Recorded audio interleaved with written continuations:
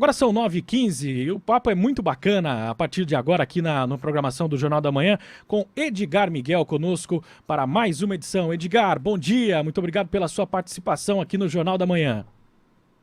Bom dia, amigos. Eu espero que todos vocês estejam bem, todos os nossos ouvintes também. E, de novo, é uma alegria estar aqui com vocês nesse sábado. Prazer, Éden Duarte. Bom dia, Edgar. Conforme a gente adiantou ontem, hoje dia de Santo Antônio, e eu vou trazer para o ouvinte uma historinha de Santo Antônio, um dos milagres de Santo Antônio, enquanto Antônio ainda não era santo, né? Que diz o seguinte, sobre a origem do pão de Santo Antônio, diz que ele se comovia muito com a pobreza enquanto seminarista, né? E certa vez ele distribuiu aos pobres todo o pão do convento onde ele vivia. O frade, que era o padeiro responsável, ficou em apuros, quando na hora da refeição percebeu que os frades não tinham o que comer, já que o Antônio tinha entregue todos os pães aos pobres. Atônito foi contar com o Antônio. Falou, Antônio, você sabe o que aconteceu? Sumiram os pães. E ele pensava que alguém tivesse roubado. Aí o Antônio olhou para ele e falou, não, dá uma verificada lá na despensa, você não procurou direito, né? E o padeiro voltou para a despensa e não é que os pães estavam lá, né?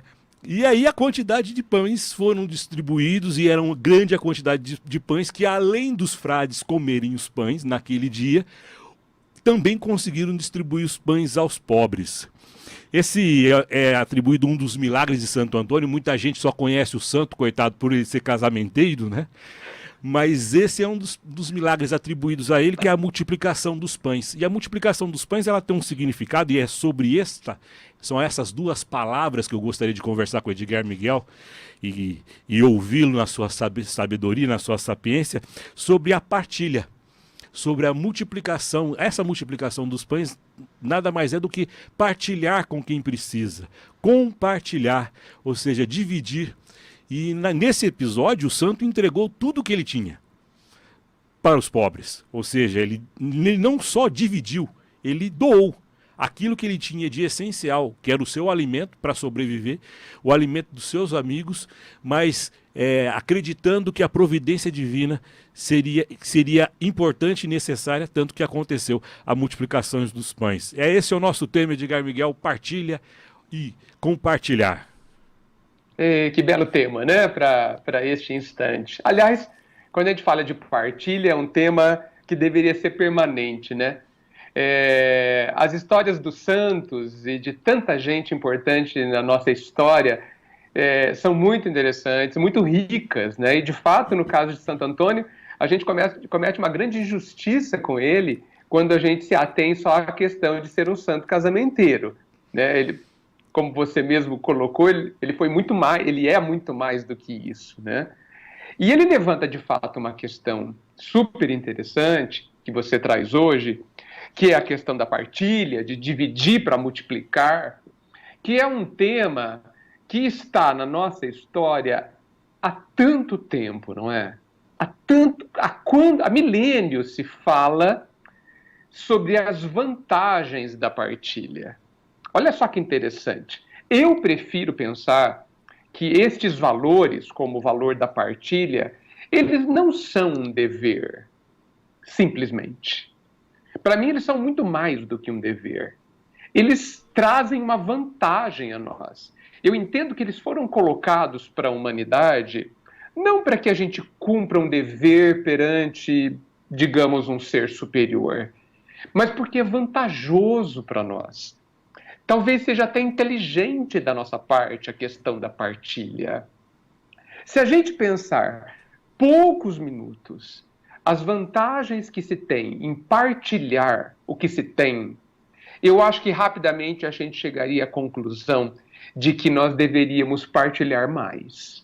Eu não vou muito a fundo nessa questão, porque eu gostaria de deixar para cada um pensar em quais são essas vantagens. Mas pensem em duas situações. As vantagens de partilhar para quem não tem e as desvantagens sociais, as desvantagens coletivas e as desvantagens particulares de nós termos muito e muitos terem nada. Observem O que acontece na sociedade quando essas grandes diferenças se acentuam e quando nada se faz, ou se muito pouco se faz, para diminuir essas, vamos usar as palavras da moda, essas desigualdades sociais, né? Então, mas eu não vou entrar muito nisso, a não ser que você, Éden, e todos vocês queiram, mas é mais inteligente partilhar, para dizer de uma única questão. Agora, eu quero ressaltar uma outra coisa também, Éden, para levantar a bola aí, para a gente ver o que a gente faz com essa bola. Você disse assim que Santo Antônio deu tudo o que tinha, né? Eu sou da opinião, para a gente pensar, que o ideal é que a gente pense de fato o que é nosso. O que é que a gente está dando de verdade, né? Eu sou do pensamento de que o que é meu, as únicas coisas que realmente são minhas, são aquelas que ninguém pode me tirar. Se alguém puder me tirar qualquer coisa, isso talvez seja sinal de que aquela coisa de verdade não é minha. E aí eu coloco para a gente conversar, para a gente pensar o que é de fato que é de cada um. O que é que de fato nós temos? De fato nós temos. Porque há muita grandeza, indiscutivelmente, há muita grandeza em a gente dar o que está à nossa disposição, vamos dizer assim. Mas eu penso que há imensa grandeza, maior grandeza, em dar aquilo que de verdade é nosso, porque ninguém pode tirar. O que vocês acham disso? Eu acho que sim. O que é nosso, ninguém pode tirar, mas a gente pode também, Edgar, seguindo também nessa linha, compartilhar o que é nosso. Às vezes não só entregar para o próximo, não só entregar para o outro, mas também dividir ao mesmo tempo, utilizar o que é seu e seu junto com o próximo, junto com o outro. E aí a gente entra um pouquinho também na seara do santo casamenteiro. Ou seja, o casamento é compartilhar da sua vida, compartilhar dos seus sonhos, compartilhar dos seus anseios. E só para deixar para você de novo, a palavra companhia significa com pão iam, que eram as pessoas, os navegantes que foram sangrar os mares, os portugueses e tal, e a palavra companhia surge disso. Com pão iam, porque eles dividiam o mesmo pão. O que você acha? Compartilhar.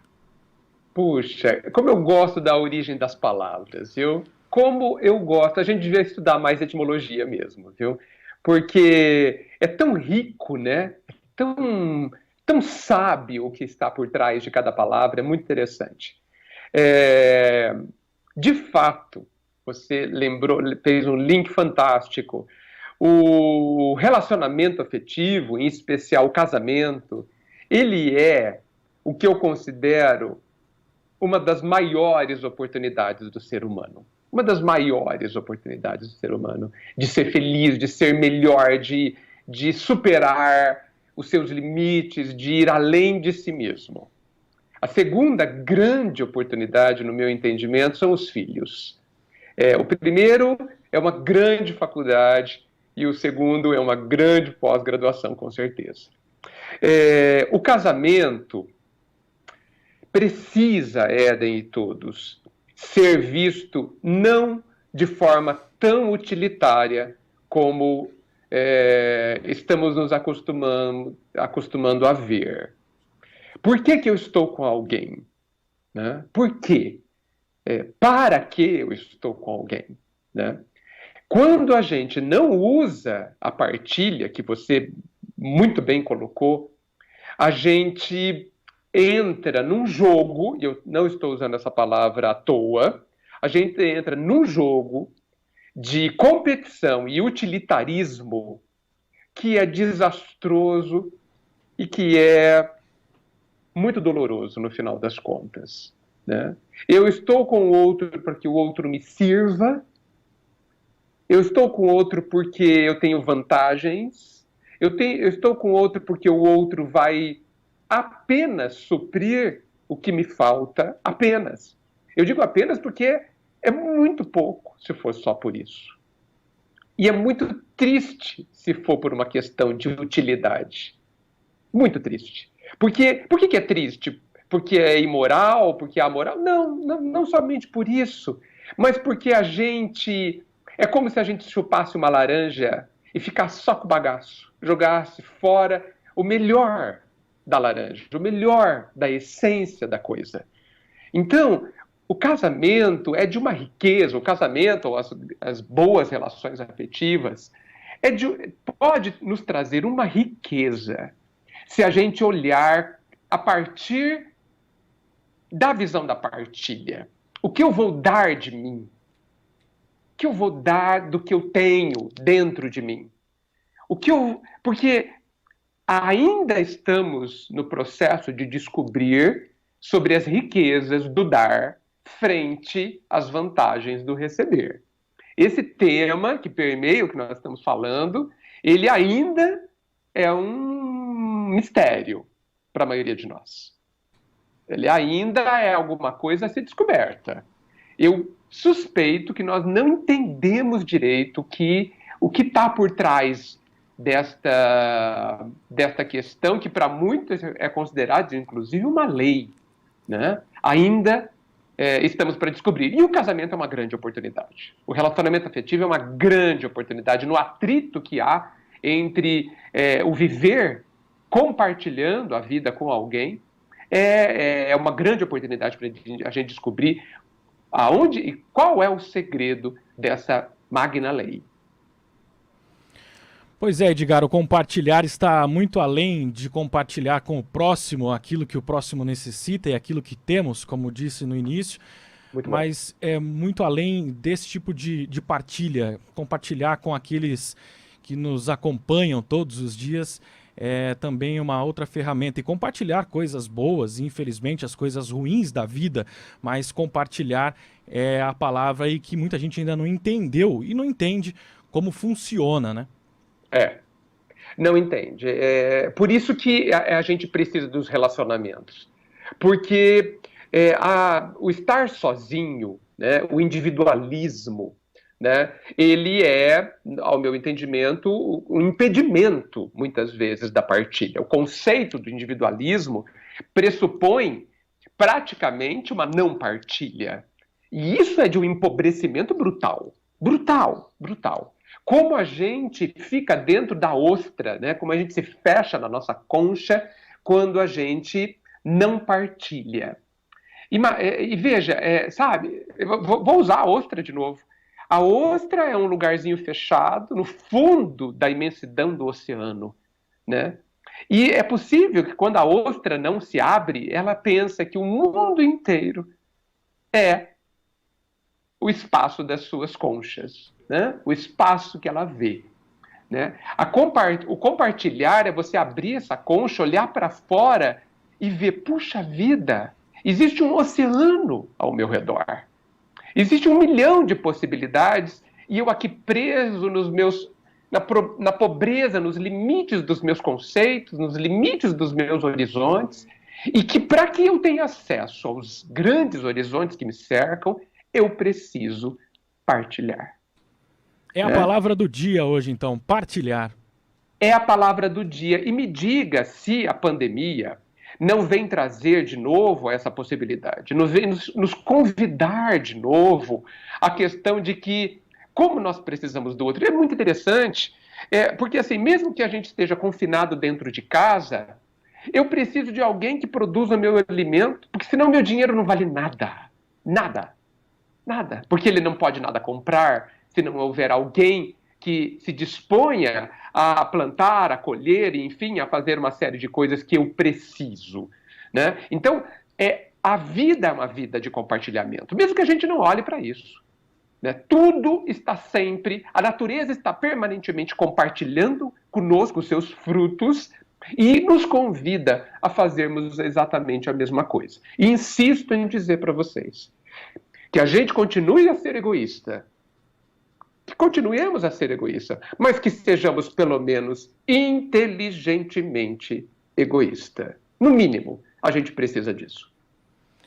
Tá aí a palavra do Edgar Miguel, com quem a gente aprende todos os dias aqui quando participa da nossa programação. Edgar, um prazer falar com você, uma alegria, uma satisfação imensa e agradeço muito por esse momento de reflexão no nosso dia aqui no Jornal da Manhã. Muito obrigado pela sua participação e um bom final de semana para você. Muito obrigado pelas suas palavras generosas para comigo, a sabedoria toda nossa, na verdade a sabedoria da vida aí, que a gente apenas procura olhar e comentar. Obrigado por essa oportunidade e um enorme abraço a todos vocês, a todos os ouvintes deste sábado. Grande abraço. Um abraço. Ouvimos aqui Edgar Miguel no Jornal da Manhã. Daqui a pouquinho tem muito mais informação, tem mais conversa aqui na programação da Jovem Pan. Até já.